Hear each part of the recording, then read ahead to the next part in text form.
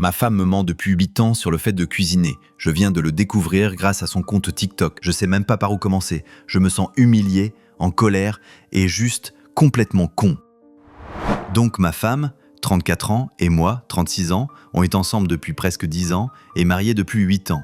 Une des choses que j'ai toujours adoré dans notre vie ensemble, c'était l'effort qu'elle mettait dans les repas. J'exagère pas quand je disais que je la trouvais incroyable en cuisine. Genre, j'ai dit à des collègues et à des potes, j'ai épousé une femme qui cuisine mieux que la plupart des restos. J'emmenais les restes au boulot et je me vantais. Je disais aux gens, elle a fait ça de A à Z. Je le disais avec fierté. En fait, c'était tout du pipeau. Il y a quelques jours, je scrollais TikTok avant de dormir et je tombe au hasard sur une vidéo qui parle d'une femme qui fait semblant de cuisiner pour son mari qui pige rien. J'ai failli passer, mais la cuisine me disait quelque chose, vraiment quelque chose. C'était ma cuisine. Et là, je vois les assiettes, ma voix en fond. Moi, ma femme, en train de rigoler pendant qu'elle sert un truc qu'elle a acheté dans un resto mexicain du coin et qu'elle rajoute un peu de coriandre. Elle a un compte TikTok sous un faux nom, elle poste des vidéos depuis presque 1 an maintenant. Et tout le truc, c'est comment elle fait semblant d'être une femme qui cuisine, en montrant comment elle commande à emporter, transvase dans nos assiettes, fait un peu de bazar dans la cuisine pour que ça fasse vrai, et puis filme ma réaction quand je rentre à la maison. Il y en a des dizaines comme ça. J'ai même pas pété un câble au début. J'étais juste là, à regarder, comme si on m'avait enlevé le sol sous les pieds. Quand je l'ai confrontée, elle a même pas nié. Elle a juste rigolé. Elle a dit qu'elle détestait cuisiner, qu'elle a toujours détesté ça, qu'elle a commencé à faire semblant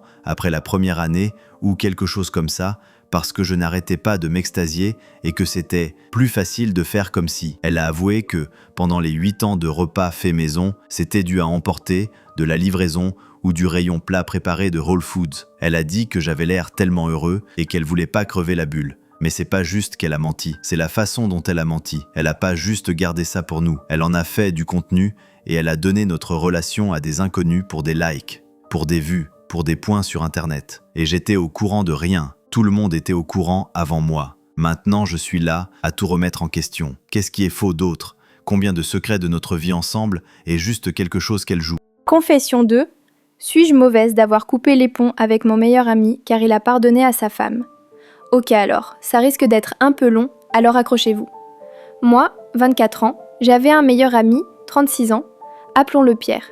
C'était comme un frère pour moi. Il était super gentil et sincère, et toujours là quand tu avais besoin de soutien ou d'un bon fou rire. On était potes depuis 2019. Quand j'ai déménagé aux États-Unis pour étudier, je viens du Royaume-Uni, j'ai eu de la chance que mon école soit dans le même état que lui, et il a été une bouée de sauvetage pour moi pendant cette période où c'était dur. On traînait aussi beaucoup ensemble, et je gardais parfois ses enfants pendant que lui et sa femme sortaient en rendez-vous, ou s'ils avaient de longues courses à faire, etc. On était super proches, j'étais aussi amie avec sa femme. Pendant que j'habitais là-bas en 2023, sa femme l'a trompé. Je ne vais pas entrer dans les détails au cas où l'un d'eux serait ici, mais c'était le bordel. Et quand tout s'est révélé, je logeais chez eux depuis quelques semaines. J'ai vu à quel point ça l'a détruit de l'apprendre, et elle a agi avec tellement d'indifférence, ça m'a vraiment énervée. Elle voulait le quitter, mais elle a fait marche arrière, et après 1 mois d'angoisse, ils se sont remis ensemble et ont réessayé. Je n'étais pas la plus grande fan de sa femme après ça, mais je voulais qu'il soit heureux, alors je n'ai pas trop dit mon mot. Mais à la fin de l'année dernière, ça s'est reproduit, et cette fois, il a dit qu'il en avait marre. Il prévoyait de divorcer, il a dit qu'il méritait mieux, et il s'est confié à moi, sachant que je serais de son côté. J'étais très en colère contre elle, parce que c'est la 2e fois qu'elle fait ça, et elle a aussi décidé de déménager à l'improviste dans un autre état, sans ses enfants pour un boulot, et pour s'éloigner de tout ça. Comportement dégueulasse à mon avis. Quelques mois après ça, il a arrêté de me parler. Je l'ai remarqué presque immédiatement, parce qu'on se parlait au moins tous les 2 jours d'habitude, et je me suis demandé s'il allait bien, car il avait des antécédents de problèmes de santé mentale, alors je l'ai contacté, et il a insisté sur le fait qu'il allait bien, juste occupé avec le boulot et les enfants, etc. Alors je lui ai laissé de l'espace, mais je me suis assurée qu'il sache qu'il pouvait me contacter s'il le voulait. Puis, quelques semaines plus tard, je reçois un message d'un ami commun avec une capture d'écran d'une publication de Pierre sur un rendez-vous avec sa femme. Je suis allée sur le profil de Pierre et je ne pouvais pas le voir, donc il l'avait délibérément caché. J'étais furieuse. Il a caché le fait qu'il essayait de se réconcilier avec moi et a arrêté de me parler complètement à cause de ça. Il est important de noter qu'après la 2e tromperie/rupture, j'ai dit à sa femme exactement ce que je pensais d'elle et elle m'a bloquée sur tout. Et dans une conversation que j'ai eue avec Pierre juste avant qu'il arrête de me parler, il a suggéré que sa femme pensait que je mettais délibérément des idées négatives dans sa tête parce que j'étais jalouse ou que j'avais des sentiments. Ce qui, je tiens à ajouter, n'est absolument pas le cas. À ce moment-là, j'étais dans une relation heureuse et j'étais inquiète pour Pierre comme une sœur le serait pour un frère. Donc notre ami commun a suggéré que peut-être il avait arrêté de me parler parce que sa femme lui avait posé un ultimatum. Quelques semaines après avoir découvert ça, Pierre m'a envoyé un message disant que lui et sa femme se remettaient ensemble et que lui et les enfants déménageaient dans l'état où elle avait déménagé. Ça me semble vraiment bizarre parce que tous ses amis et sa famille sont dans l'état d'origine et les amis de ses enfants aussi. On dirait qu'il est isolé. Mais la façon dont il m'a envoyé ce message m'a vraiment énervée parce qu'on dirait qu'il savait que je ne serais pas d'accord avec ses choix et qu'il ne voulait donc rien dire tant que ce n'était pas fait. J'ai lu le message et j'ai simplement répondu « Ok » parce que ce que je voulais dire était vraiment en colère et méchant, et je ne lui ai plus parlé depuis. J'ai mis en sourdine toutes ses publications en ligne et je ne m'engagerai avec rien où il est tagué. Ça fait 3 mois. La raison pour laquelle j'ai l'impression d'être peut-être la méchante, c'est que j'ai vu des publications d'eux ensemble depuis, et ils ont l'air heureux. Il a l'air amoureux et serein. Est-ce que j'ai été trop rapide ? Devrais-je mettre ses sentiments de côté et le soutenir ? C'est tellement contre ma nature parce qu'elle continue de s'en tirer avec la tromperie et de perturber la vie de sa famille. Mais mon amie me manque, même si le voir avec elle me met en rogne. Et ça me fait me sentir jugeante. Je sais pas, c'est le bordel.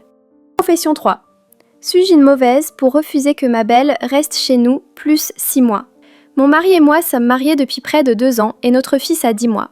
Nous vivons au Canada. J'ai grandi ici tandis que mon mari a immigré lorsqu'il était étudiant. Mes parents habitent à proximité, ce qui a été inestimable pendant ma grossesse et depuis. Ma mère vient régulièrement nous aider, mon mari et elle s'entendent bien aussi, donc tout se passe bien. Ses parents vivent dans un autre pays. Nous leur avons rendu visite une fois depuis notre mariage, il y a 7 mois. La fois précédente était notre mariage lui-même qui a eu lieu là-bas. Mon mari parlait de la visite prochaine de sa belle-mère pour un long séjour, ce qui me réjouissait. Nous avons récemment emménagé dans notre nouvelle maison, j'ai bien décoré, nous avons une grande chambre d'amis et j'avais hâte de l'accueillir d'autant plus que cela rendrait mon mari heureux. Il y a quelques jours, il se plaignait du caractère détaillé de sa demande de visa. Je lui ai dit que j'étais surprise qu'elle soit si approfondie. Il m'a dit que c'est parce que, tandis que les formulaires de visa réguliers permettent un séjour de 6 mois maximum, celui-ci permet 2 ans. J'ai demandé pourquoi elle aurait besoin d'un séjour de plus de 6 mois. Il a dit qu'elle envisageait de mettre fin à sa pratique médicale et de prendre sa retraite, et cela lui permettrait alors de rester plus longtemps si nous décidions tous que cela fonctionne. J'étais stupéfaite. Je lui ai dit qu'il ne devait faire que la demande régulière car sa mère ne resterait pas près de 6 mois. Je pensais qu'elle resterait environ 1 mois. C'est aussi longtemps que nous sommes restés là-bas lorsque nous y sommes allés. Il a dit que c'est sa mère, qu'elle lui dit à quel point elle se sent seule, qu'elle ne peut pas aller chez mon beau-frère car il vit avec des colocataires, et qu'on ne peut pas simplement mettre un minuteur sur sa visite ici. Il a dit qu'elle avait hâte de nous aider avec notre fils. Je lui ai dit que nous n'avions pas besoin d'aide, que nous nous débrouillions bien seuls et avec l'aide de ma mère. Je voulais accueillir sa mère comme une invitée, pas comme un membre de notre foyer. Il s'est plaint de l'injustice que mes parents puissent venir quand ils veulent tandis que les siens ne le peuvent pas. J'ai été blessée par cela, parce que mes parents nous ont beaucoup aidés et je lui ai demandé s'il voulait que nous limitassions la fréquence des visites de ma mère. Il a dit non, que ce n'était pas ce qu'il voulait dire, qu'il l'aimait bien, mais que ce n'était pas juste pour ses parents. Ma réponse a été que lorsque ma mère vient, elle repart en fin de journée. Ce ne serait pas le cas avec la sienne. J'ai conclu en disant qu'il devait se renseigner sur le formulaire régulier plus simple, car elle ne pouvait pas envisager de rester aussi longtemps. Il a choisi de dormir sur le canapé cette nuit-là et a été froid avec moi depuis. Je déteste ça. Nous n'avons jamais été froids l'un envers l'autre comme ça. J'ai aussi parlé à ma mère. Elle a dit que le fait que sa belle-mère vive avec nous pendant de longues périodes ne toucherait certainement, que cela vaut la peine de se battre. Je n'ai pas vu travailler sur la demande depuis. Hier soir, il est sorti quand sa mère a appelé. À son retour, je lui ai demandé comment elle avait pris les choses. Il m'a dit qu'il lui avait dit qu'il cherchait quelle demande lui convenait le mieux. Il m'a demandé si j'avais changé d'avis. J'ai dit non. Il a simplement secoué la tête et a commencé à regarder la télévision. Suis-je une mauvaise personne ? Confession 4. Suis-je mauvais de ne pas avoir laissé la copine de mon frère figurer sur la photo de famille de notre mariage ? J'ai 28 ans, je me suis marié récemment. Tout s'est bien passé dans l'ensemble, mais il y a eu un peu de drama impliquant mon frère de 26 ans et sa copine actuelle de 22 ans. En gros, mon frère a une nouvelle copine presque tous les mois. Je n'exagère pas, il n'a jamais eu de relation qui a duré plus de 2 à 3 mois et on s'y est tous un peu habitués. C'est même une sorte de blague familiale en fait, MDR. Alors, quand est venu le moment de prendre nos photos de famille officielles du mariage, je l'ai pris à part et je lui ai demandé poliment si sa copine pouvait ne pas figurer sur cette photo en particulier. Ils étaient ensemble depuis 2 mois. On l'a incluse dans les photos décontractées, mais pour le portrait de famille formel qui va être encadré et accroché chez nous, je ne voulais juste pas inclure quelqu'un, qu'on ne reverra probablement même plus dans un mois, sur notre photo de famille qui restera pour toujours. Il s'est vraiment énervé et a dit que je lui manquais de respect, à lui et à sa relation. Il a dit que j'agissais comme si ces relations n'avaient pas d'importance. Mon père est venu et l'a convaincu un instant de prendre la photo sans elle, mais ils ont quitté le mariage plus tôt après avoir pris la photo sans elle. Maintenant, ils ne parlent presque plus à aucun d'entre nous. Le pire, c'est que ma mère est de son côté et a dit que j'aurais dû l'inclure et que je ne peux pas savoir si leur relation va durer ou non. Elle a dit qu'elle et ma femme étaient dans leur 2e mois de fréquentation et comment on en est arrivé au mariage. Maintenant, mon frère et ma mère sont tous les deux fâchés contre moi, je n'ai pas l'impression d'avoir fait quelque chose de mal, je n'ai rien contre elle personnellement, elle a l'air sympa, mais je connais mon frère, je ne pense pas qu'il prenne les relations au sérieux, il a eu plus de copines l'année dernière que moi dans toute ma vie. Confession 5. Suis-je un connard pour avoir donné un ultimatum à ma copine concernant son meilleur ami ? J'ai 28 ans et je suis en couple avec ma copine Sarah, 26 ans, depuis un peu plus d'1 an maintenant. Et bien que je l'aime, il y a une chose qui me ronge depuis le début. Sa relation avec son meilleur ami Jake, 27 ans. Jake est le pote indéfectible de Sarah depuis l'université. Et je savais dès le départ qu'ils étaient proches, mais je n'avais pas réalisé à quel point cela affecterait notre relation. J'ai toujours essayé d'être le petit ami détendu et confiant. Je ne veux pas être le type menacé par une amitié platonique. Mais honnêtement, c'en est arrivé au point où je me sens comme le 3e roue dans ma propre relation. Jake et Sarah sont pratiquement inséparables. Ils sortent ensemble plusieurs fois par semaine, dîner, soirées cinéma, balades improvisées tard le soir. Et je ne suis généralement même pas invité. Si j'essaie de me joindre à eux, c'est gênant, comme si je m'incrustais dans leur monde privé rempli de blagues dont je ne fais pas partie. Ça pique, mais j'ai essayé de laisser passer pour préserver la paix. Mais ensuite, les choses ont commencé à dépasser les bornes. Jake lui envoie des textos constamment, même lorsque nous sommes ensemble en rendez-vous. Ce ne sont pas que des choses anodines non plus. Il l'appelle « ma chérie » et « mon cœur ». Et lorsque j'en ai parlé à Sarah, elle a ri et a dit que c'était juste leur truc et que ça ne voulait rien dire. Apparemment, ils s'appellent ainsi depuis des années. Mais pour moi, j'ai l'impression qu'il y a plus que ça. Qui appelle son meilleur ami « ma chérie » lorsqu'il est en couple ? Puis il y a eu cette nuit où je suis resté chez elle et je me suis réveillé à 2h du matin pour trouver Sarah en FaceTime avec Jake. Elle rigolait comme une écolière, chuchotant pour ne pas me réveiller. Lorsque je lui ai posé des questions le lendemain matin, elle a esquivé la question, disant que Jake avait besoin de quelqu'un à qui parler. Mais moi, suis-je juste là comme un bruit de fond pendant qu'elle reste émotionnellement attachée à ce type ? Le coup de grâce est arrivé le week-end dernier. Sarah et moi avions prévu une escapade spéciale pour notre anniversaire d'1 an. Quelque chose que nous attendions depuis des mois. Mais de nulle part, Jake l'invite à un concert le même week-end. Sarah m'a demandé si nous pouvions reporter notre voyage d'anniversaire pour qu'elle puisse y aller avec Jake à la place, parce que c'est un groupe qu'ils adorent tous les deux. J'étais sidéré. Notre anniversaire, quelque chose que nous avions planifié pendant des mois, pouvait simplement être reporté pour Jake. C'était comme si je ne comptais pas. Je lui ai dit que c'était trop. Elle a explosé, me traitant de contrôlant et d'incertain.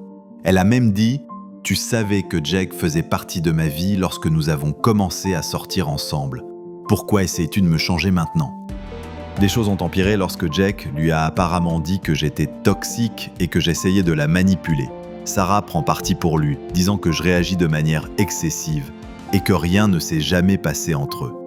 Elle est maintenant furieuse contre moi pour lui avoir donné un ultimatum, alors que tout ce que j'ai vraiment demandé, c'était quelques limites qui me feraient sentir que je suis son petit ami. et pas seulement un personnage secondaire dans sa vie avec Jack. Maintenant, Sarah me fait le silence radio, et je commence à avoir l'impression d'être devenu le méchant dans ma propre relation. Est-ce que je perds la tête? Je ne lui demande pas de larguer Jack complètement, juste de nous donner la priorité et de respecter notre relation. Mais peut-être que j'ai été déraisonnable. Confession 6. Je crois que je dois rompre avec ma copine à cause de la question des enfants et j'en ai juste le cœur malade. J'ai 35 ans, elle en a 31, on est ensemble depuis 7 ans, avec des hauts et des bas, mais c'est ma meilleure amie, elle est magnifique, super drôle, intelligente, ambitieuse, et je n'imagine pas ma vie sans elle. Par contre, dès le début, elle était assez hésitante sur les enfants, plutôt du genre enfant libre. Ça me convenait, j'avais la vingtaine, je finissais mes études, et j'avais l'impression de chercher encore ma place. J'imagine vaguement mon futur avec une femme et 2 ou 3 enfants, mais je me suis convaincu que je voulais ça juste parce que c'est ce que la société nous rabâche. Puis, il y a 4 ans, ma meilleure amie a eu un enfant et quelque chose a claqué en moi. Je me suis enfin avoué que c'était vraiment ce que je voulais aussi. Donc peu de temps après, ma copine et moi avons enfin eu une vraie discussion sur le sujet. Stupide, je sais, attendre 3 ans pour parler d'enfants. Je lui ai dit que je n'arrivais vraiment pas à imaginer mon avenir sans enfant et que si elle ne voulait jamais en avoir, on était probablement incompatibles. La discussion s'est terminée par ses larmes et un oui, d'accord, je peux m'imaginer avoir un enfant, mais certainement pas maintenant, peut-être dans quelques années, quand on sera plus établi dans nos carrières, qu'on aura plus d'argent et qu'on pourra habiter plus grand. J'étais content de ce résultat et on a clos le sujet pendant encore quelques années. Donc ces dernières années, maintenant qu'on a tous les deux la trentaine, comme tous nos amis, les gens autour de nous ont des enfants à tour de rôle. Et bien sûr, tout le monde nous demande quand on va avoir les nôtres. Ma copine coupe toujours très vite la conversation. Donc je suppose que c'était un premier signe avant-coureur. J'ai essayé d'ouvrir la conversation en privé aussi. J'ai 35 ans et je ne veux pas être un vieux père, donc avoir une sorte de calendrier serait bien, mais elle esquive toujours. Et je ne l'ai jamais poussée à me donner une réponse franche. Au fond, je sais ce que ce serait. Maintenant, une collègue de ma copine est enceinte, très enceinte, et ma copine a commencé à en parler l'autre jour, et ça a débouché sur une vraie diatribe sur à quel point la grossesse est horrible, qu'elle savait que c'était horrible, mais qu'en voyant plusieurs personnes autour d'elle être enceintes, elle réalise que c'est encore plus horrible qu'elle ne l'imaginait. C'est tellement injuste que les femmes soient censées passer par là. Et puis elle a dit qu'elle ne pouvait tout simplement pas faire ça. Elle serait prête à faire pousser un enfant dans une capsule ou à faire appel à une mère porteuse ou quelque chose comme ça, mais elle ne portera pas un enfant elle-même. J'ai passé quelques soirées à me renseigner sur les lois sur la gestation pour autrui dans notre pays et sur les histoires de mères porteuses, mais à un moment donné, j'ai réalisé à quel point c'était dément. Je sais qu'on veut des choses différentes et qu'on devrait tout simplement rompre. Mais je suppose que je suis stupide, parce qu'en même temps je suis sur Google à chercher des bagues de fiançailles et je songe à tout arrêter et à rester sans enfant, mais au moins je serai toujours avec elle.